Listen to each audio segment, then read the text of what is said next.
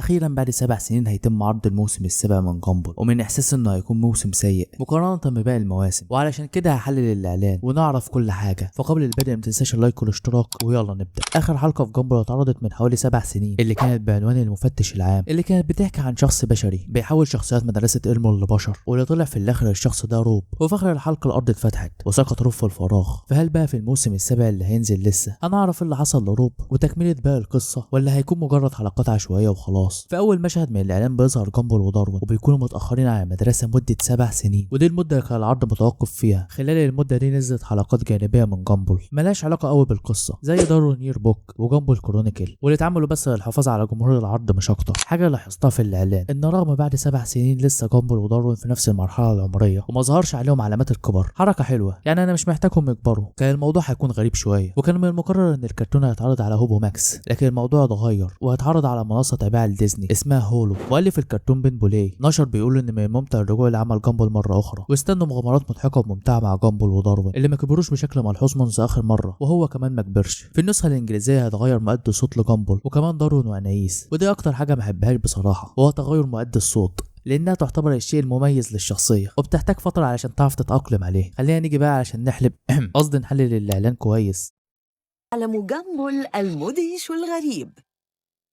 بداية الإعلان بيحصل جلتشات كأنه تلفزيون قديم تقريبا، ضربت مع أحداث آخر حلقة اللي خلصت في الفراغ. المنبه بيضرب وبيصحى وبيصحي داروين اللي بيكون الحوض بتاعه بقى مقزز. كل ده بيلمح لحوار الوقت وكده، فبيقولوا داروين إنهم اتأخروا 7 سنين على المدرسة، وبيعطس جامبل والمدينة بترجع جديدة. من الحاجات اللي عجبتني إن الزبالة اللي قدام بيت السيد روبنسون لسه موجودة من وقت حلقة الحجز اللي اتحبس فيها ريتشارد والسيد روبنسون. وداخلها مفتاح، ستتشاركان الكعكة حتى تجدا المفتاح وتتعلما أن المشاركة مفتاح الفرج. ماذا؟ لو تقاسمت الكعكة معي كنا خرجنا. لو تقاسمت المكب معي لما كنا فيه أصلا. لا تقلق، أنا أكروباتي قوي بالفطرة. ماذا نفعل الآن؟ لا أدري، نطلف الدباليب. أنا لا أمشي بلا العصا.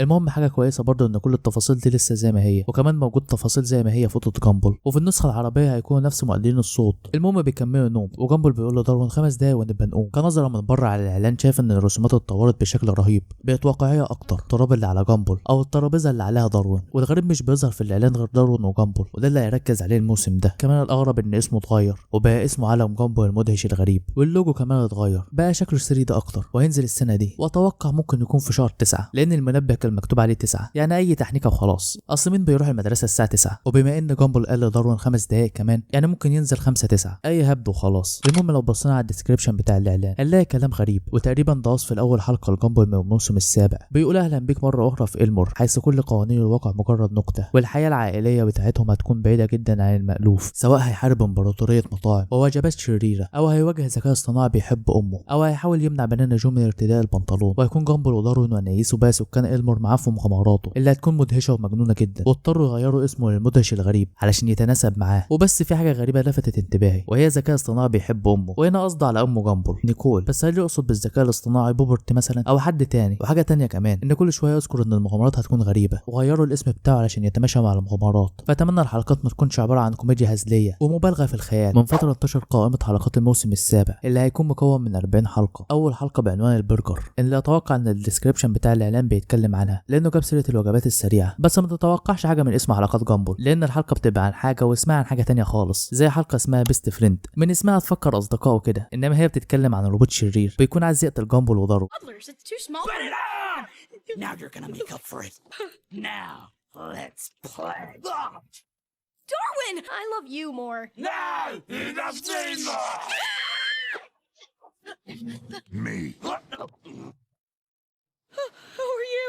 اتوقع مثلا الحلقه 11 اللي بعنوان الملل هتكون اكتر حلقه هيحصل فيها احداث كتيره، والحلقه 12 و13 اتوقع من عنوانهم انهم هيكونوا لهم علاقه ببنانا باربرا ام بنانا جو، وممكن تكمل باقي الاحداث اللي حصلت او يكون ربط بينهم. يعني كل ده في اطار التوقعات، محدش يجي بعد كده يعدل عليا. بس في الحلقه الاولى اللي اسمها برجر تم تسريب احداث الحلقه على تويتر من شخص اسمه ميدومير، بيقول انه راح مهرجان للرسوم المتحركه واتكلم مع صناع الكرتون. بيقول اول حلقه هتكون عن جامبل وداروين، وفي الغالب بتركز اكتر على داروين، وهيكونوا بيحاولوا ياكلوا اكل صحي، ولكن بيكتشفوا ان الموضوع صعب، ده بسبب لاري ان كل حاجه مزيفه وكل حاجه في متاجر المدينه تابعه لشخص واحد وهو مستر بيلدر برجر صاحب مطاعم البرجر في المدينه. الموسم ده هيكون مضحك ومترابط كله ببعضه ودي حاجه كويسه. الحلقه هتكون من بطوله السيده سيميون وهي بتحاول تظهر اضرار تناول البرجر، ومستر سمول هيكون لابس زي قلب وهي تقعد تضرب فيه وهو بيحاول يشرح الاضرار، وداروين بيكون خائف، انما جامبل بيكون بس جعان فبيروحوا يشتروا طعام صحي اللي بيكون غالي جدا، وكل الفلوس اللي معاهم مش بتشتري غير افوكاتو واحده، واول ما بيطلعوا من السوق بتتعفن وبيدوروا في الزباله عن حاجات يقدروا يزرعوها. ولاري بيكون بيعمل في كل متجر بيروحوا فيه وبيكون شغال بيقطع برجر ولكنه بيدمره، محدش يتكلم معاه في الترجمه، هو اللي عنده اخطاء في الكتابه. المهم لاري بيرميه في الزباله وجامبل وداروين بيزرعوا الطعام، وفي نهايه الحلقه بيفضلوا مانعين نفسهم من الاكل لحد ما بقوا رفيعين خالص وبيفقدوا الشهيه تماما، وبيطلبوا من لاري انهم يقابلوا مديره، لكن بيقول لهم انهم مش هيقدروا يوصلوا ليه على قيد الحياه، ولكنهم بيقدروا يوصلوا ليه في النهايه، وبيقولوا انه مش هيحرق المزيد من الاحداث لان النهايه غير متوقعه بالمره، واكيد قصده على مدير لاري اللي هتوقع انه هيكون حد من الشخصيات الرئيسيه، ممكن الانسه سيميون، او اتوقع اكتر انه ممكن يكون ريتشارد عادي. من الحاجات اللي احبطتني شويه ان الحلقه الاولى مش بتكمل اللي حصل في اخر حلقه في الموسم السادس وكيف انتهى الامر مع روب. وبيقول نفس الشخص ده انه اتكلم مع بنت المؤلف بتاع الكرتون وقال له ان فيلم عالم جامبل المدهش لسه تحت الانشاء وهو لسه بيعمل على القصه والسكريبت بتاعه، وصرح المؤلف نفسه انه ما كانش عايز ينهي الموسم السادس بالشكل ده، وانه كان المفروض يعمل الفيلم علشان يوازن الاحداث، بس فتره كورونا هي اللي وقفت الانتاج وقتها. والشخص الغريب ده ان بين قال له ان الحلقه الاخيره من الموسم السادس عجبت الجمهور وعجبته هو كمان، فده ممكن يدينا تكمله للاحداث في الموسم السابع، او لا عادي يعني، او ممكن بقى الاحداث ما تكونش في الموسم السابع عادي. واتوقع صراحه انهم يعملوا فيلم بعد الموسم السابع او وقت عرضه لان بالفيلم مكاسب اكتر، وكمان مش هيسيب فجوه ما اتحلتش في الموسم السابع، وده هيخلي الموسم ممكن ما ينجحش، وده اللي انا شايفه من وجهه نظري. ولو عندك راي تاني يا ريت تحطه في جيبك دلوقتي. وفي النهايه ده كان تحليل للاعلان وشويه تصريحات تشبع فضولكم لحد ما الموسم ينزل. وبس نهايه الفيديو، اشوفكم الفيديو الجاي، سلام.